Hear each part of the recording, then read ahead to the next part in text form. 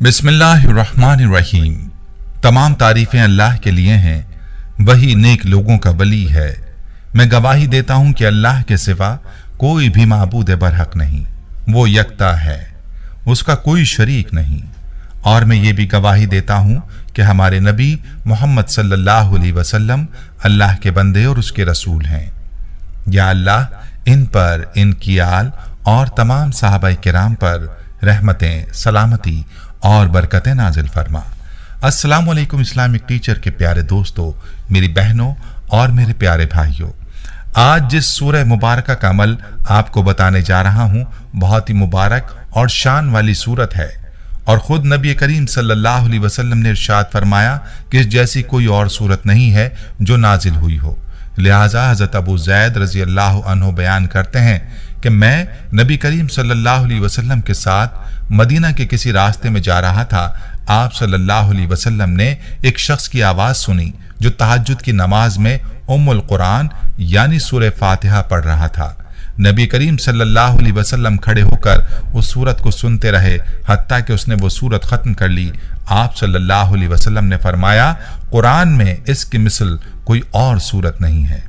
इस सूरह फातिहा के फजाइल और बरक़ात आज की वीडियो में आपको बताऊंगा और साथ में इस मुबारक सूरत का एक लाजवाब और मुजर्रब अमल भी आपको बताऊंगा। इस वजीफे की बरकत से इंशाअल्लाह आपकी हर तरह की परेशानी दूर हो जाएगी, हर मुश्किल आसान हो जाएगी और जिस हाजत के लिए इस अमल को करेंगे वो हाजत पूरी होगी। वजीफे का तरीका मुकम्मल गौर से और तवज्जो के साथ सुनना और समझना है और वीडियो को स्किप नहीं करना ताकि कोई अहम बात आपसे मिस ना हो जाए।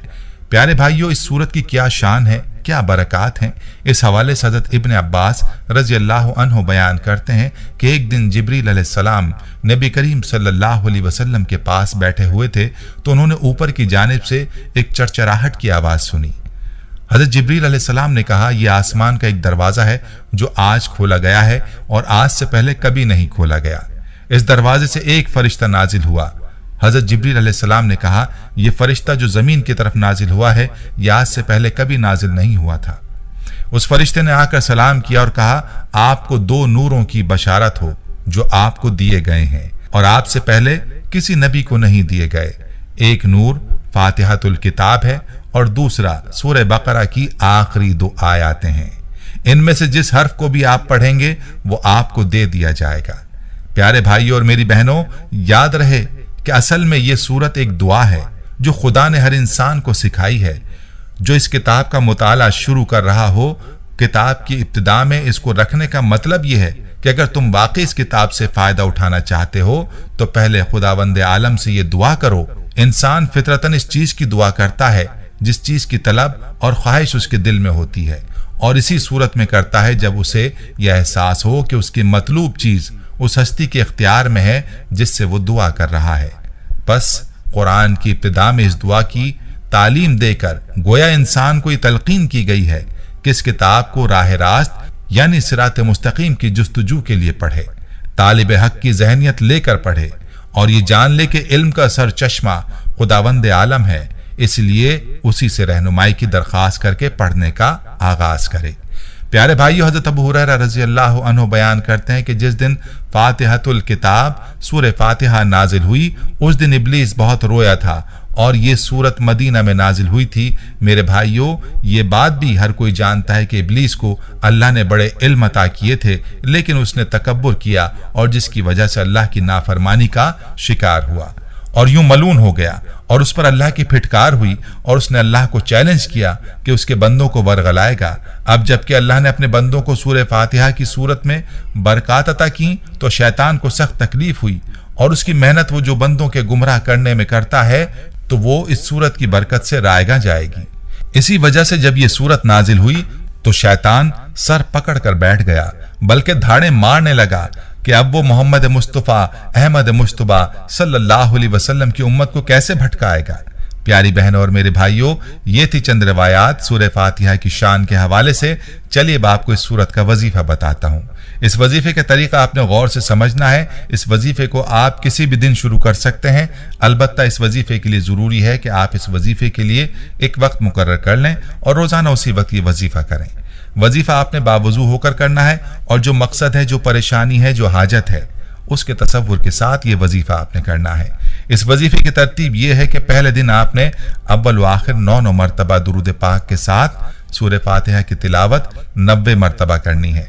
दूसरे दिन आपने 8 मरतबा अव्वल व आखिर दुरूद पाक पढ़ना है और सूरह फातिहा आपने 80 मरतबा तिलावत करनी है। तीसरे दिन दुरूद पाक 7 मरतबा और सूरह फातिहा 70 मरतबा हो जाएगी और उसी तरतीब से आपने हर दिन दुरूद पाक की एक तादाद और सूरह फातिहा की 10 की तादाद कम करनी है। 9वें दिन एक बार दुरूद पाक के साथ आपने 10 मरतबा सूरह फातिहा पढ़नी होगी। अमल जिस दिन मुकम्मल हो जाए तो हस्ब तौफीक सदका करें और अमल के खत्म होने पर अल्लाह ताला से खूब दुआ मांगें। इंशाअल्लाह जो भी हाजत होगी पूरी होगी और जिस परेशानी के लिए अमल करेंगे वो परेशानी खत्म हो जाएगी। मेरी बहनें भी इस अमल को करें और मेरे भाई भी इस अमल को कर सकते हैं। पहले तो आपकी हाजत इन्हीं 9 दिनों में इंशाअल्लाह पूरी होगी, वरना अमल को दोबारा से शुरू करें और 40 दिन तक जारी रखें। इंशाअल्लाह 40 दिनों से पहले पहले आपकी हाजत पूरी हो जाएगी इंशाअल्लाह। खुद भी पूरे यकीन के साथ इस अमल को करें और वीडियो को सदका जारिया की नीयत से शेयर भी करें। प्यारे भाइयों, आपको इसी सूरत का एक और वजीफा भी बताता हूं जो हर तरह के मरीज के लिए आप कर सकते हैं। जैसी भी बीमारी होगी अल्लाह के फजल से शिफा होगी। जिस किस्म की भी बीमारी होगी, चाहे कितनी ही खतरनाक क्यों ना हो और मुआलिजों ने इस बीमारी को ला इलाज ही क्यों ना कर दिया हो, ये वजीफा हर तरह की बीमारी के लिए मुजर्रिब और आजमुदा है। इस वजीफे का तरीका मुलाहजा फरमा लीजिए। ये वजीफा आपने इस तरीके से करना है कि एक गिलास या किसी बोतल जग वगैरह में पीने का पानी लें और उस पर अव्वल एक बार दुरूद इब्राहिमी पढ़ें और उसके बाद 41 मरतबा सूरह फातिहा पढ़ें और आखिर में दोबारा एक बार दुरूद इब्राहिमी पढ़ें। ये कलाम पढ़कर पानी पर दम करें और इस पानी से मरीज के चेहरे पर थोड़ा सा छींटा लगाएं और बाकी पानी मरीज को पीने के लिए दे दें। इस अमल को दिन में 2 से 3 बार करें। अल्लाह के फजलो करम से मरीज को सेहत नसीब होगी। इस सूरत का दम करना अहादीस में भी साबित है। जिस बीमारी के लिए भी दम करेंगे इंशाअल्लाह शिफा हासिल होगी, बशर्ते यकीन के साथ इस अमल को किया जाए। इस अमल में एक बात आपने ये भी याद रखनी है कि सूरह फातिहा के साथ हर बार बिस्मिल्लाह लाजमी पढ़नी है और बिस्मिल्लाह की आखिरी मीम को अल्हम्दुलिल्लाह के साथ मिलाकर पढ़ना है। यानी आपने इसको इस तरह पढ़ना है, बिस्मिल्लाहिर्रहमानिर्रहीम अल्हम्दुलिल्लाहि रब्बिल आलमीन। यकीन जानिए, अगर आप कामिल यकीन के साथ इस अमल को कर लेते हैं तो अल्लाह के फजल से हर बीमारी से शिफा मिलेगी।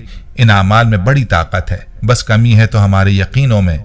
इस खास अमल को भी खुद भी करें और दूसरों के साथ भी सदका जारिया की नीयत से शेयर करें। प्यारे भाइयों, इस सूरत के फजाइल और बरकत हासिल करने के लिए इस सूरत की तिलावत जितनी मुमकिन हो कर लिया करें।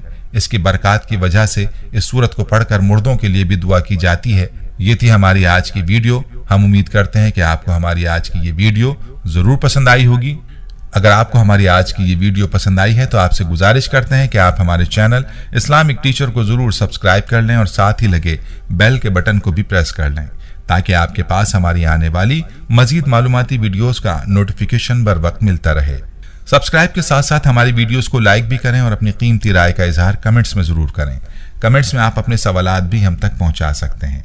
अल्लाह ताला आपको अपने हिफ्ज़-ओ-मान में रखे। आमीन।